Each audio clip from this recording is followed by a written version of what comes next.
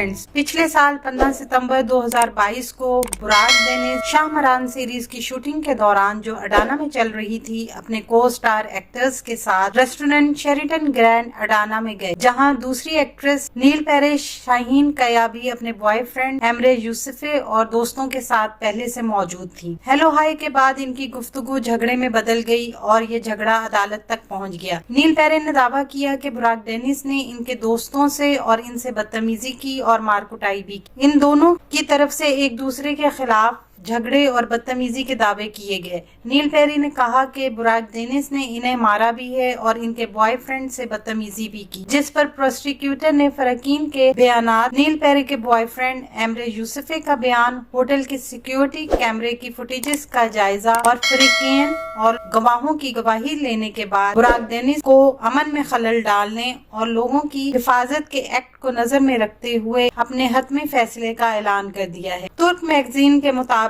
बुराक डेनिस को 7 साल और 2 माह की कैद की सजा सुनाई जाएगी। आने वाले दिनों में अपने पसंदीदा ड्रामों की मजीद मालूमात के लिए हमारे चैनल को लाइक करें, शेयर करें और सब्सक्राइब करना ना भूलें। शुक्रिया।